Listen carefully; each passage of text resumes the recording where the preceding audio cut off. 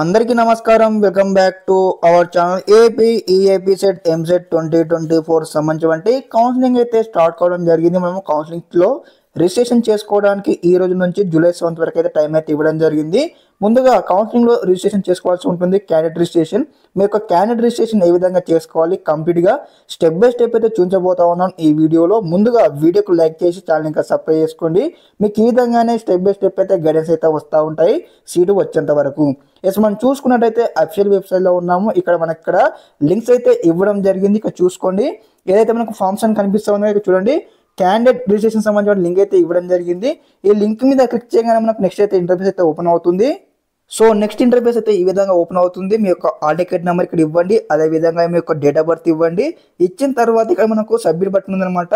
Submit చేయగానే మనకైతే next ఇంటర్ఫేస్లోకి అయితే వెళ్తాము. Next interface, so guys next interface అయితే ఈ విధంగా ఓపెన్ అవుతుంది. కాగానే మీకు సంబంధించిన కొన్ని పర్సనల్ డీటెయిల్స్ అయితే ఎంటర్ చేయాలి. అదేవిధంగా మనకి ఇక్కడ ఆన్లైన్లోనే సర్టిఫికేట్ వెరిఫికేషన్ కంప్లీట్ అవుతుంది కాబట్టి ఈ యొక్క సర్టిఫికేట్ వెరిఫికేషన్కి కావాల్సినటువంటి రిక్వైర్డ్ డాక్యుమెంట్స్ మనము అప్లోడ్ చేయాల్సి ఉంటుంది. ఆ డాక్యుమెంట్స్ ఏ ఫార్మేట్ ఉండాలో మనం తెలుసుకుందాం. అదేవిధంగా స్టెప్ బై స్టెప్ అయితే యొక్క ప్రాసెస్ అయితే కంప్లీట్ చేసుకుందాం. వీనైతే స్కిప్ చేయకుండా ఎండ్ వరకు చూడండి. ఎస్, మనం ముందుగా చూసుకున్నట్లయితే ఒక డాక్యుమెంట్స్ ఏ ఫార్మేట్ ఉండాలని చూడండి. ఇక్కడ మనకు క్లారిటీ ఇవ్వడం జరిగింది. All uploads must be in PDF format అనమాట. ప్రతి ఒక్క డాక్యుమెంట్ మనం ఏదైతే అప్లోడ్ చేస్తామో ఆ డాక్యుమెంట్ కూడా మనకైతే పీడిఎఫ్ ఫార్మేట్లో ఉండాలని మనకి ఇక్కడ క్లారిటీ ఇవ్వడం జరిగింది. అది కూడా మనకైతే 1 MB లోపలైతే ఉండాల్సి ఉంటుంది. అదేవిధంగా చూడండి, ఇంకోటి ఇవ్వడం జరిగింది నోట్ వచ్చి ఇక్కడ register mobile number and email will be used for further communication అనమాట.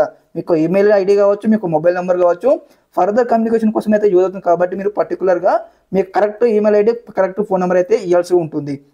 ఓకే, మీ యొక్క పర్సనల్ డీటెయిల్స్ అయితే ఏ విధంగా ఎంటర్ చేయాలి ఇప్పుడు చూద్దాం. స్టెప్ బై స్టెప్ అయితే స్కిప్ చేయకుండా ఇన్వెస్ట్ చూడండి.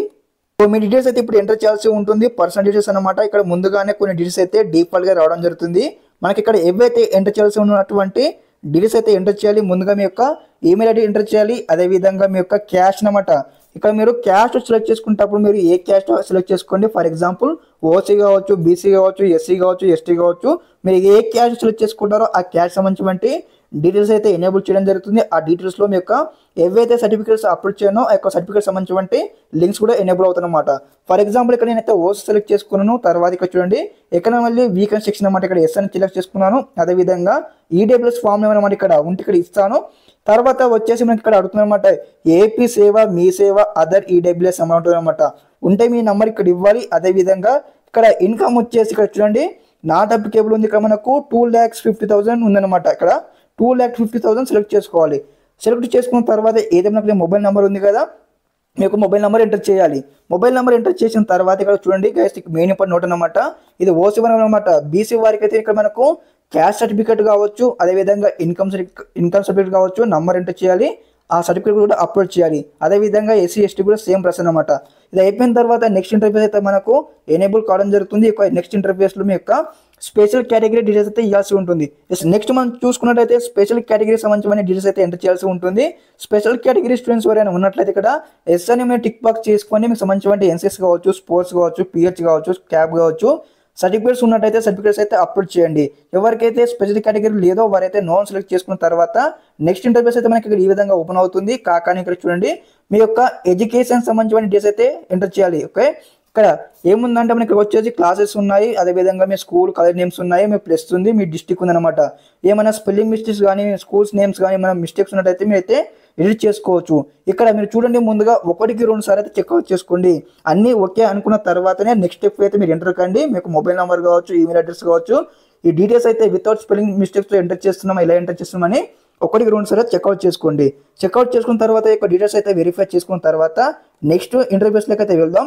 నెక్స్ట్ ఇంటర్ఫేస్ అయితే ఈ విధంగా వస్తుంది. రాగానే మీకు సంబంధించిన ఏదైతే ఆల్ టికెట్ నెంబర్ ఉంటుంది కదా, మనకి AP set all ticket number enter చేయాలి. అదేవిధంగా మీకు ఎంత ర్యాంక్ వచ్చిందో ఆ ర్యాంక్ ఇక్కడ ఎంటర్ చేయండి. అదేవిధంగా ఎంట్రన్స్ టెస్ట్ మార్క్స్ అనమాట, మీ యొక్క ఎంసెట్ మార్క్స్ ఉంటాయి కదా, ఇక్కడ ఇచ్చేసేయాలి. ఇచ్చేసిన తర్వాత మనకు నెక్స్ట్ ఇంటర్ఫేస్ అయితే ఇక్కడ ఓపెన్ అవుతుంది. కాగానే మీ యొక్క ఇంటర్మీడియట్ మార్క్స్ సంబంధించి మీ యొక్క ఇంటర్మీడియట్ ఆల్ టికెట్ నెంబర్, అదేవిధంగా మీ యొక్క బోర్డ్ అనమాట, ఏపీ బోర్డ్, అదేవిధంగా మీ యొక్క మార్క్స్ పర్ గ్రూప్ సబ్జెక్ట్స్ అనమాట. మీ యొక్క మార్క్స్ ఇక్కడ పర్సెంటేజ్ ఎంటర్ చేయాలి.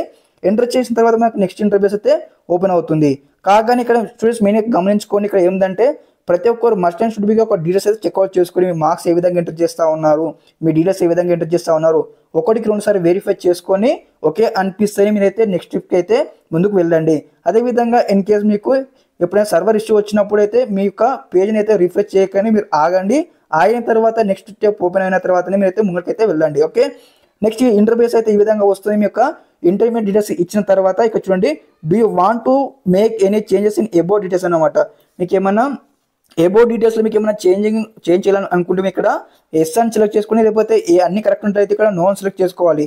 అదేవిధంగా మనకు రైట్ సైడ్ అయితే ఇంకోటి లింక్ అయితే ఎనేబుల్ చేయడం జరిగింది. చూడండి ఇక్కడ ఏదైతే సెలెక్ట్ హెల్ప్ లైన్ సెంటర్స్ అనమాట. హెల్ప్ లైన్ సెంటర్స్ ఎందుకంటే మనకి ఇక్కడ సర్టిఫికేట్ వెరిఫికేషన్ కోసం మనకైతే హెల్ప్ లైన్ సెంటర్స్ సెలెక్ట్ చేసుకోవాలి. మీరు ఏ హెల్ప్ లైన్ సెంటర్స్ సెలెక్ట్ చేసుకుంటారో ఆ యొక్క హెల్ప్ లైన్ సెంటర్స్లో మీరు అప్లోడ్ చేసినటువంటి డాక్యుమెంట్స్ కూడా అయితే వెరిఫికేషన్ అయితే కంప్లీట్ కావడం జరుగుతుంది.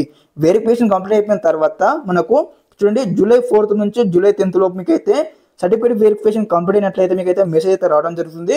Your certificate is verified successfully, you are going to further process. ఏది వెబ్ ఆప్షన్స్ అనమాట. ఓకే, మీకు ఇన్ కేస్ ఏమైనా మిస్టేక్స్ ఉండి మీకు సర్టిఫికేట్ వెరిఫికేషన్ క్యాన్సిల్ అయినట్లయితే మీకు ఏ డాక్యుమెంట్లో మిస్టేక్ ఉందో ఆ డాక్యుమెంట్ అయితే మీకు మళ్ళీ రీ అప్లోడ్ చేయమని అయితే మీకు మెసేజ్ అయితే రావడం జరుగుతుంది. ఓకే, ఇక్కడ వచ్చేసి మీకు నియరెస్ట్గా ఏ సెంటర్ అయితే ఉంటుందో ఆ హెల్ప్ లైన్ సెంటర్ సెలెక్ట్ చేసుకొని మీ డిస్ట్రిక్ట్ కానీ మీ మండల కానీ సెలెక్ట్ చేసుకున్న తర్వాత మనకి నెక్స్ట్ ఇక్కడ సబ్మిట్ ఉంది కదా, ఇక్కడ డిక్లేర్ బాక్స్ క్లిక్ చేసిన తర్వాత సబ్మిట్ మీద క్లిక్ చేయగానే మనకైతే నెక్స్ట్ ఇంటర్ఫేస్ అయితే రావడం జరుగుతుంది. ఇక్కడ వచ్చేసి ముందుగా మళ్ళీ మీ యొక్క ఏదైతే డిఫాల్ట్ డీటెయిల్స్ వస్తాయన్నమాట, డిఫాల్ట్స్ ఇక్కడ ఎంటర్ చేసిన తర్వాత మీ పేమెంట్ అనమాట ఓసీ వారికి బీసీ వారికి 200, అదేవిధంగా ఎస్సీ ఎస్టీ కేటగిరీ స్టూడెంట్స్కి అయితే 600 రూపీస్ అయితే ఉండడం జరిగింది. పేమెంట్ మెథడ్ మనకి ఇవ్వడం జరిగింది అనమాట. డెబిట్ కార్డా, క్రెడిట్ కార్డా, నెట్ బ్యాంకింగ్, ఎస్బీఐ, ఐసిఐసి బ్యాంకా, మీకు ఏది అవైలబిలిటీ ఉంటే సెలెక్ట్ చేసుకోండి. సెలెక్ట్ చేసుకున్న తర్వాత చూడండి ఇక్కడ మనకు పే ఉంది కదా, పే మీద క్లిక్ చేయడం మనకైతే నెక్స్ట్ ఇంటర్ఫేస్ అయితే ఈ విధంగా ఓపెన్ అవుతుంది. కాగానే మీకు సంబంధించిన కొన్ని కార్డ్స్ ఉంటాయి కదా, కార్డ్ డీటెయిల్స్ కానీ ఎక్స్పైర్ డేట్స్ కానీ ఇవన్నీ ఇక్కడ ఎంటర్ చేయాలి. డీటెయిల్స్ ఎంటర్ చేసిన తర్వాత మేక్ పేమెంట్ ఉంది కదా, మేక్ పేమెంట్ క్లిక్ చేయగానే మనకు నెక్స్ట్ ఇంటర్ఫేస్ ఈ విధంగా ఓపెన్ అవుతుంది.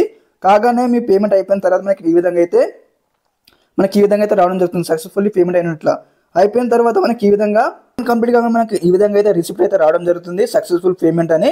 ఇదంతా మీరైతే ప్రింట్అవుట్ తీసుకోండి, అదేవిధంగా మొబైల్లో స్క్రీన్ షాట్ తీసుకోండి, ఫోటో తీసుకోండి. ఎందుకంటే ఫర్దర్ ప్రాసెస్లో మెయిన్ ఇంపార్టెంట్ డాక్యుమెంట్ అనమాట. ఇది కూడా మనకు పేమెంట్ రిసిప్ట్ అనమాట. మీ రిజిస్ట్రేషన్ అయితే కంప్లీట్ కావడం జరిగింది. ఇన్ కేస్ మీ పేమెంట్ అయిందా కాలేదా, మీ రిజిస్ట్రేషన్ అయిందా కాలేదా చెక్అవుట్ చేసుకోనికి మళ్ళీ వెబ్సైట్కి బ్యాక్ రావాలి.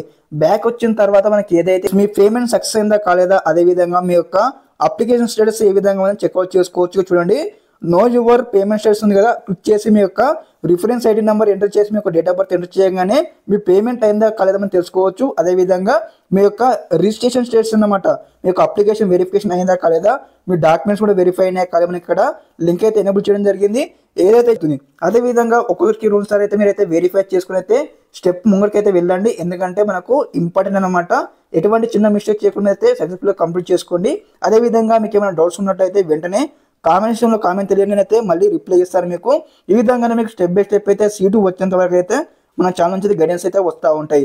అదేవిధంగా ఈ యొక్క వెబ్సైట్ సంబంధించిన లింక్ మీకు డిస్క్రిప్షన్లో ఇస్తాను, చెక్అవుట్ చేయండి. ఓకే, ప్రతి ఒక్కరికి అయితే వీడియో చూసిన వరకు అందరికీ థ్యాంక్స్ చెప్తా ఉన్నాను. అదేవిధంగా అందరికీ all the best. Thanks for watching this video. జై హింద్.